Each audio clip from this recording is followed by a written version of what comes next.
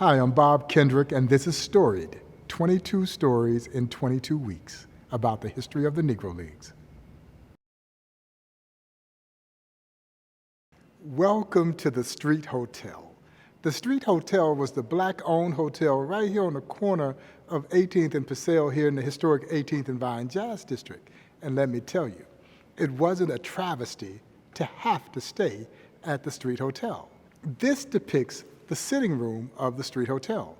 You could walk into the sitting room of the street on any given day, and you might see sitting in one of these chairs former heavyweight boxing champion Joe Louis, or at that time, the fastest man in the world, Jesse Owens, although Jesse Owens would never race the legendary Cool Papa Bell. Jesse Owens would flat out refuse to race Cool Papa Bell.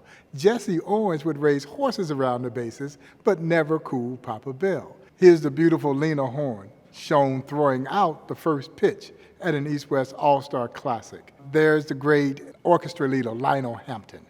Lionel Hampton was a devout Monarch fan. As a matter of fact, the late, great Buck O'Neil would put Hampton in a Monarch uniform. He'd sit on the bench and serve as an honorary coach. The great Cab Calloway had his own semi-pro black baseball team. So did Louis Armstrong. Interestingly enough, all the jazz musicians wanted to be baseball players. All the baseball players wanted to be jazz musicians. So it was only fitting they'd come together here at 18th and Vine, where you had the best of both worlds, jazz and baseball radiating from this one street corner. The other reason that we have what we call lifestyle exhibits is that it's important for us to help people understand the economic impact created by black baseball. Wherever you had successful black baseball, you had thriving black economies. Keep in mind that it wasn't uncommon for these athletes to go into a town, fill up the ballpark, and yet not be able to get a meal from the same fans who had just cheered them. So these players would have to sleep on the bus and eat their peanut butter and crackers. Well, black-owned businesses like the Street Hotel emerged to meet those needs. Negro Leagues Baseball brought them a built-in clientele that led those businesses to their economic heights.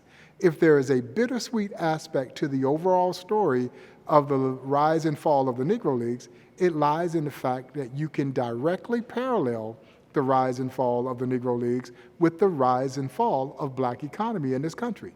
And to a great extent, black economy never recovered from losing the Negro Leagues. So what was good morally, what was good socially, was devastating economically. This has been Bob Kendrick for Storied, 22 amazing stories of the Negro Leagues in 22 amazing weeks. Stay tuned for the next episode next week.